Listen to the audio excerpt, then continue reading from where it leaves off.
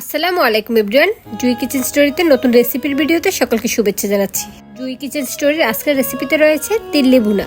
এই তিল্লিটাকে অনেকে আবার মাইট্টা কলিজা বলে। অবশ্য আমরা তিল্লি মাইট্টা কলিজা দুইটাই বলি। যে নামেই ডাকুন, এর স্বাদটা কিন্তু অতুলনীয়। অনেকে তিল্লি খেতে চায় না, বলে এর মধ্যে গন্ধ থাকে। যদি পারফেক্টভাবে এটা পরিষ্কার করা হয় এবং পারফেক্ট মশলা দিয়ে রান্না করা হয়, তাহলে এর মধ্যে কোনো গন্ধ থাকবে না। আর সেই পারফেক্ট রেসিপিটি আজ আমি আপনাদের সাথে শেয়ার করে দিচ্ছি। এটি হলো গরুর তিল্লি বা মাইট্টা কলিজা। প্রথমে এটাকে পরিষ্কার করার প্রসেসিংয়ে চলে আসছি। এখানে একটা পাত্রে নিয়ে নিয়েছি পানিটা চুলায় বসিয়ে দিচ্ছি। সেই পানির মধ্যে আমি এই গরুর তিল্লিটাকে সিদ্ধ করে নিব। এতে হাফ চা চামচ পরিমাণ হলুদের গুঁড়ো দিয়েছি। এখানে অল্প পরিমাণে তিল্লি রয়েছে, প্রায় হাফ কেজি পরিমাণ তিল্লি। এটাকে এই পানির মধ্যে ভালোভাবে সিদ্ধ করে এটাকে পরিষ্কার করে নিব।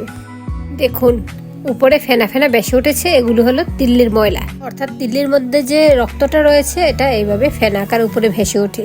এই ফেনাটা তুলে ফেলে দিতে পারেন। আর এখানে এই তিল্লিটাকে আমি সিদ্ধ করে নিব 10 মিনিট, কারণ পারফেক্টলি এটাকে এখানে পরিষ্কার করে নিলে এর স্বাদটা পাওয়া যাবে। তিল্লি যদি পারফেক্টভাবে পরিষ্কার করা না যায়, তাহলে এর স্বাদটা পাওয়া যায় না।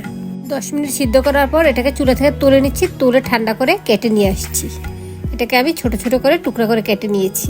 আর এই তিল্লির সাথে একটা কিডনি ছিল, সেটাও কেটে দিয়ে দিয়েছি। এখন এর সাথে আমি প্রয়োজনীয় মশলাগুলো অ্যাড করব। টুকরাগুলো আপনারা এর চেয়ে বড় করেও কাটতে পারেন, এর চেয়ে ছোট করে কাটতে পারেন। আমি মাঝারি আকারে কেটে নিয়েছি। এখন এর মধ্যে আমি প্রথমে 1.5 চা চামচ পরিমাণ মরিচ বাটা দিয়েছি। ঝালটা আপনারা আপনাদের পছন্দ অনুযায়ী দিয়ে নেবেন। 1/2 চা চামচ রসুন বাটা এবং 1/2 চা চামচ দিয়েছি আদা বাটা। 1/2 চা চামচ দিয়ে নিচ্ছি ধনিয়া গুঁড়া এবং 1/2 চা চামচ দিয়ে নিচ্ছি জিরা গুঁড়া। পরিমাণগুলো কম দিচ্ছি, কারণ এখানে তিল্লির পরিমাণও কম। আপনারা বেশি করলে পরিমাণগুলো বাড়িয়ে দিবেন। এখন দিয়ে নিচ্ছি 1/2 চা চামচ গরম মশলার গুঁড়া। এটা হলো আমার স্পেশাল শাহি গরম মশলা। এর রেসিপিটি চ্যানেলে দেওয়া আছে, আপনারা চাইলে চ্যানেলে ঢুকে দেখে নিতে পারেন। এখন দিয়ে নিচ্ছি 1/2 চা চামচ পরিমাণ লবণটা স্বাদ অনুযায়ী দিয়ে নেবেন। এখন দিয়ে নিচ্ছি 1/2 চা চামচ সয়া সসের পরিবর্তে আপনারা লেবুর রসও দিতে পারেন। এখন এই উপকরণগুলো ভালোভাবে হাত দিয়ে মেখে নিচ্ছি। আর এই গুঁড়া মশলাগুলো যদি বাটা মশলা হতো, তাহলে খেতে আরো বেশি ভালো লাগতো।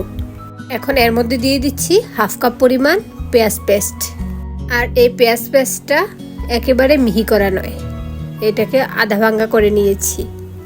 এখন এর মধ্যে 1/2 চা চামচ পরিমাণ হলুদের গুঁড়া দিয়ে নিচ্ছি। হলুদের গুঁড়াটা দিয়ে ভালোভাবে মিশিয়ে নিচ্ছি। এখন দিয়ে নিচ্ছি 1 চা চামচ পরিমাণ টমেটোর পেস্ট, দিয়ে ভালোভাবে মিশিয়ে নিচ্ছি। এই সবগুলো উপকরণ হাত দিয়ে মেখে নিলে এই তিল্লি ভাজাটা খেতে ভালো লাগে। এখন এগুলোকে হাত দিয়ে মেখে নেওয়া শেষে 10 মিনিট রেস্টে রেখে দিচ্ছি। 10 মিনিট পর ফিরে আসলাম। চুলায় প্যান বসিয়ে এর মধ্যে পর্যাপ্ত পরিমাণে তেল দিয়েছি, অর্থাৎ তেলের পরিমাণটা একটু বেশি দিয়েছি। এখন এর মধ্যে আমি একে একে এই তিল্লিগুলো দিয়ে নিচ্ছি। এভাবে এই তিল্লি ভুনাটা করলে খেতে ভালো লাগে, সেজন্য আপনারাও কিন্তু এভাবে একবার করে খাবেন। কে কিভাবে করেন জানি না, তবে আমি একবার আপনাদেরকে রিকোয়েস্ট করব, যদি তিল্লি খেয়ে থাকেন তাহলে এভাবে একবার ভুনা করে খাবেন, তাহলে একটা অন্যরকম স্বাদ পাবেন। এখন এগুলোকে উল্টে পাল্টে দিচ্ছি।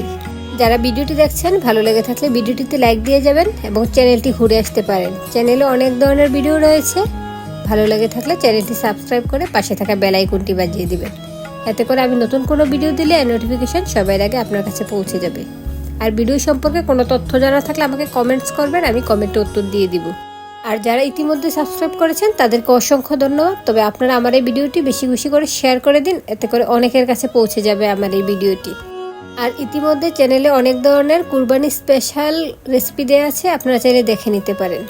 এর মধ্যে বেশ কয়েকবার নেড়ে ছেড়ে এগুলোকে আবারও ঢাকনা দিয়ে ডেকে রান্না করে নিয়েছি। এর মধ্যে কিন্তু এগুলো সিদ্ধ হয়ে এসেছে, আর একটু পর পরে নেড়ে দিতে হবে, যেহেতু এর মধ্যে অতিরিক্ত পানি অ্যাড করছি না। এগুলা যেন পারফেক্টভাবে হয়। এগুলো সিদ্ধ হয়ে গিয়েছে। এখন আপনাদের জন্য সার্ভ করে নিয়ে আসলাম। এই তো দেখুন, পারফেক্ট তিল্লি ভুনা রেডি হয়ে গেল। অতিরিক্ত পানির প্রয়োজন পড়েনি, মশলার মধ্যে মাখো মাখো তিল্লি ভুনা। আর আপনারা কে কিভাবে এই তিল্লি ভুনাটি করেন আমাকে কমেন্টে জানিয়ে দিবেন।